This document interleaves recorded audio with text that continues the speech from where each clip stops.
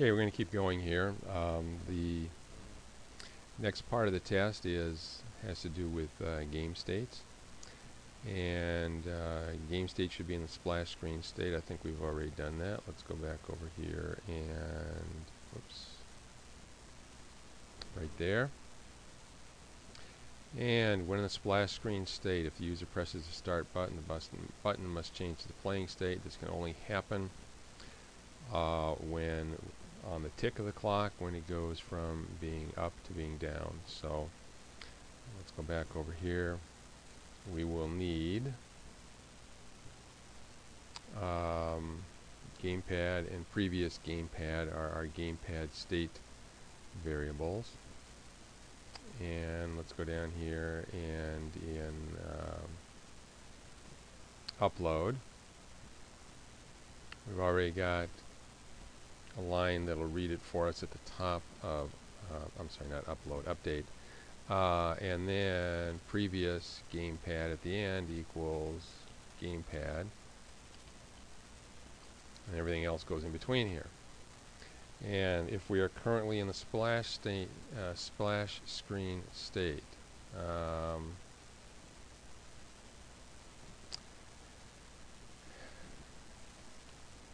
game state,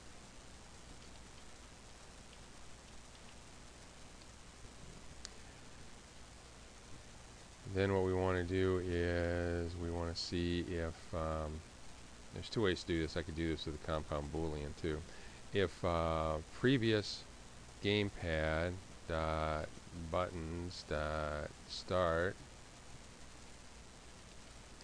is released, and if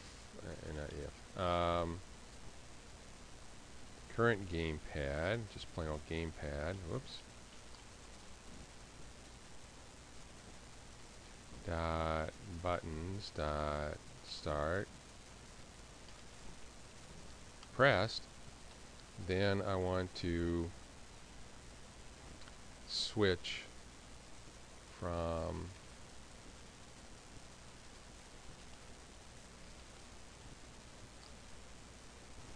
the splash screen to the playing state.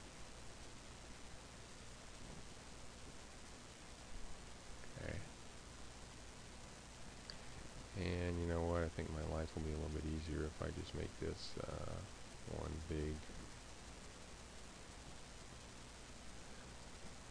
compound Boolean like that. Okay. Because I want to put an else here.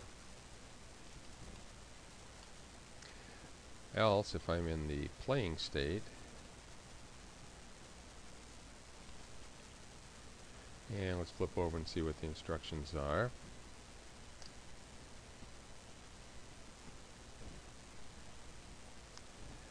Okay, on this one we are looking at the back button to go to the game over state. So if we're currently in the playing state and the previous gamepad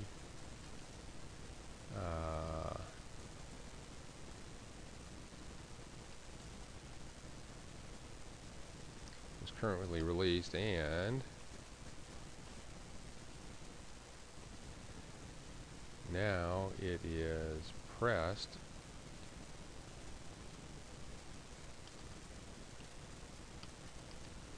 then we go to game over. If we do that, then we should probably get rid of this stuff up here, because that treats the back button a little bit differently than the way we're treating it. Okay, so that should take care of that. And now let's move on. In update, when in the playing state, do the following. Okay, so let's just put one if statement over here.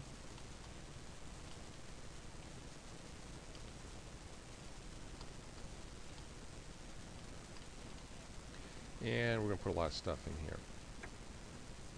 When the user pushes the left thumbstick to the left, move the picture of Darth Vader 1 pixel to the left.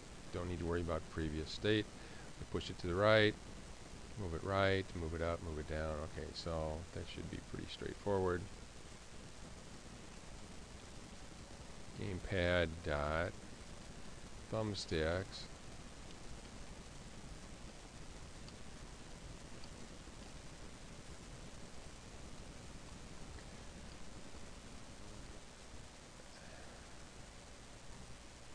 to the left.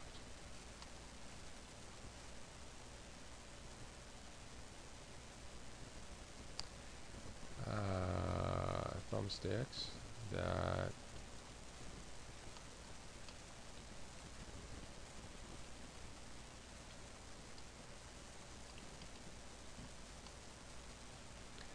and same thing, but y is greater than 0. Then we want to move it up, which actually subtracts.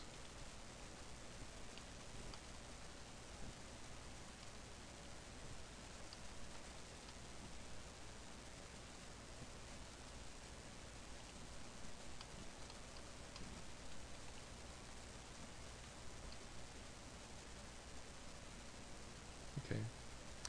So that takes care of moving him in those 4 directions.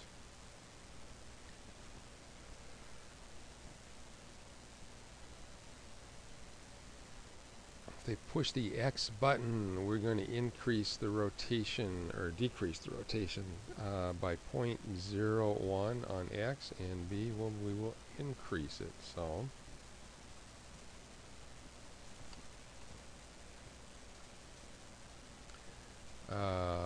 buttons.B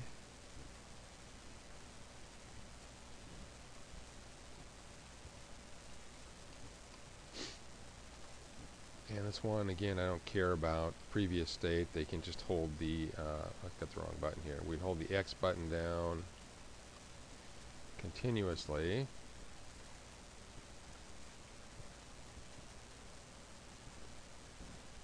And X was to the left, so that would be minus equals 0.01F.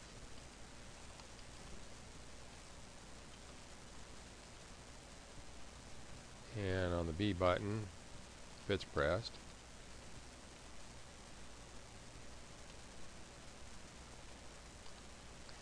increase by 0.01F radians. Do not allow Darth to go off the top of the screen. Do not allow him to go off the bottom of the screen. Okay, and we need to do a little bit of looking back here and see.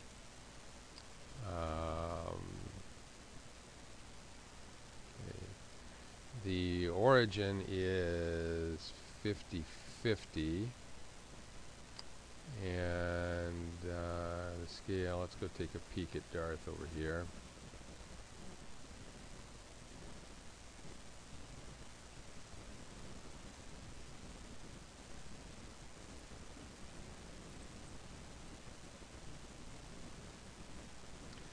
Okay, and Darth is,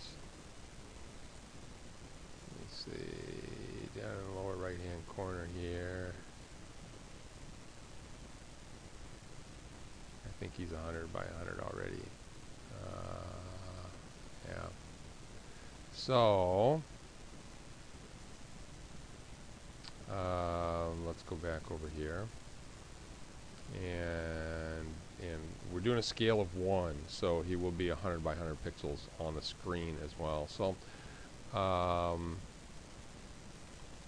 if Darth dot position dot y is within 50,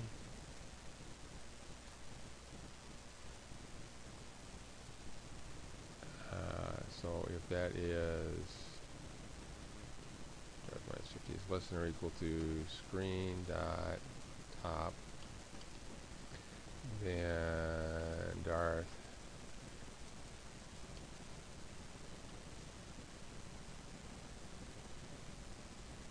let's change that around. If Darth position is less than or equal to screen top plus 50, I think that makes more sense. Then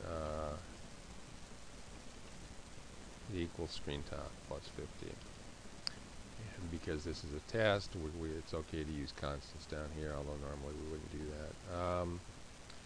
And do not allow them to go off the bottom. We have the same thing on the bottom. If if y is greater than or equal to screen dot bottom minus 50, then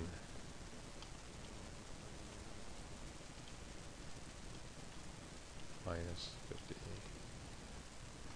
Okay, so that should keep him from going off the top or the bottom. Then what do we have? Do not allow the right edge to go off the right edge of the screen. When it hits the right edge of the screen, play ta-da at full volume. And the right speaker only at an octave higher than its normal sound. So first, let's just make sure he doesn't go off the right. Okay. If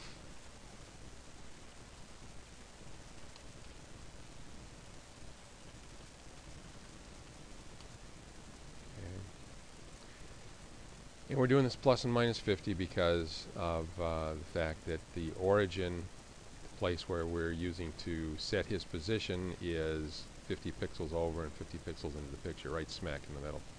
So if that happens, then what we're going to do here is we're going to keep him on the screen.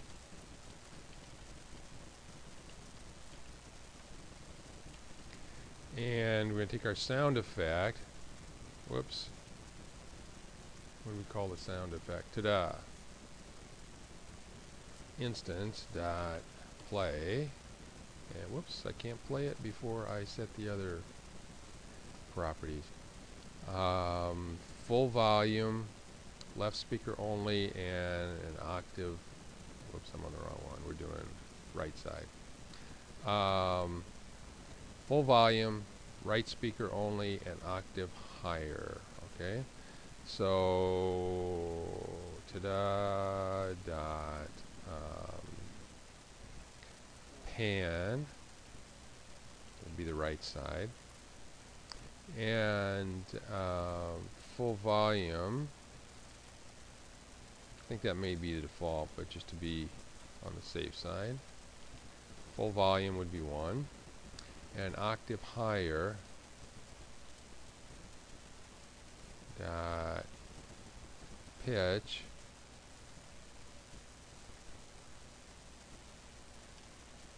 +1. Okay.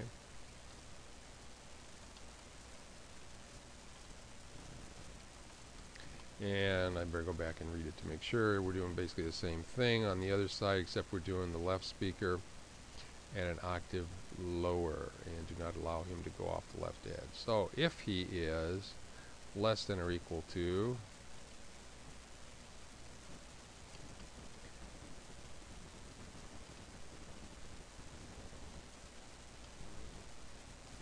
then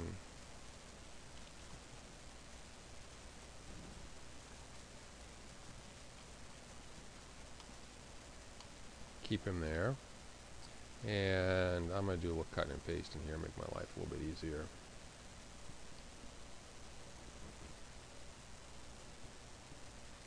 Okay, so the pan this time is going to be -1. The volume is full volume.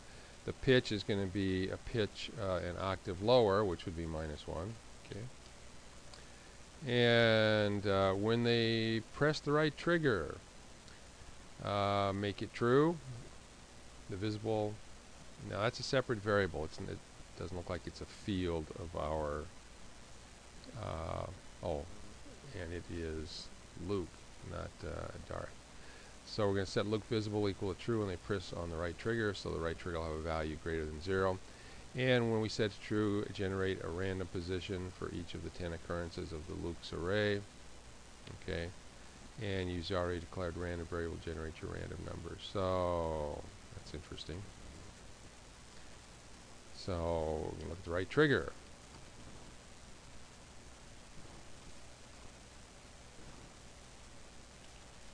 Triggers. It's greater than 0.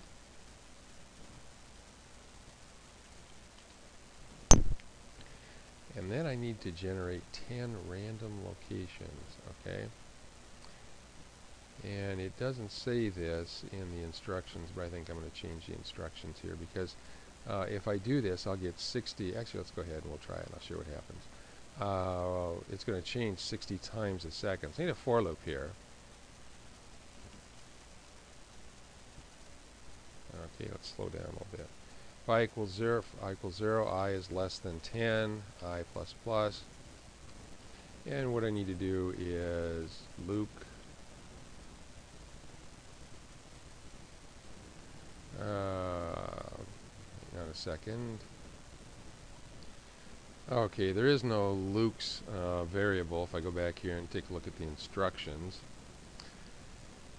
it says use the 10 occurrences of the array of Lukes and see below. Well, let's go down here and see below. I need an array called Luke that is an array of sprite struct. Initialize it to 10. We'll do that in the initialize method. And in load content, we have to set the texture. Okay, so let's flip over here. And we're going to have an array of Lukes. They're sprite struct, so we have to declare it after this. I'll just add it onto this. No, I can't add it onto that. Because they're not the same type. This one is an array, so I need the brackets for the type. Okay, and then in initialize,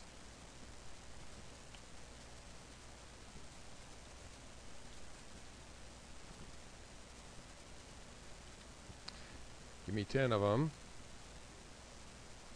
And then let's add on in here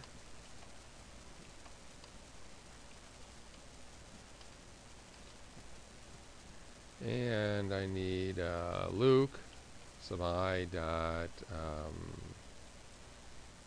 texture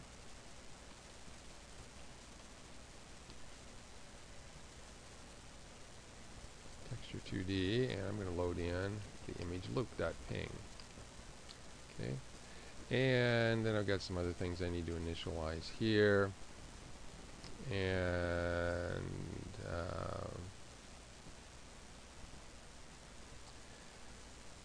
okay, I'm going to the field values for the array. I'm going to copy this and cheat a little bit over here and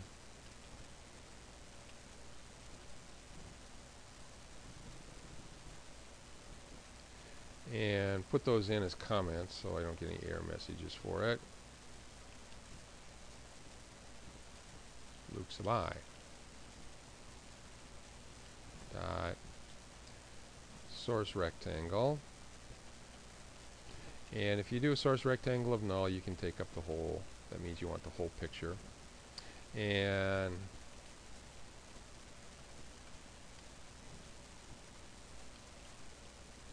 set that instance of Luke sub I to white.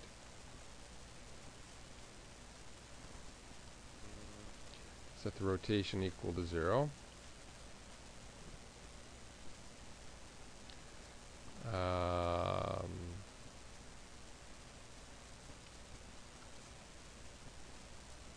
Use that built-in constant.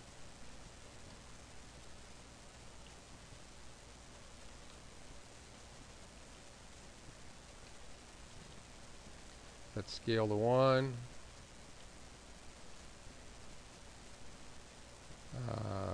Effects is what I think I called that one. Effect. And layer depth equals 0. So that'll take care of all 10 of them, getting them initialized so that I can draw them later. Yeah, I think I got an extra curly bracket in there. Okay, connect, convert, null. Okay, I can't do it here, but what I can do is I can pass in the value null when I draw. So we're still okay. And this is getting to be about 20 minutes, I think, so we will probably stop this video and continue.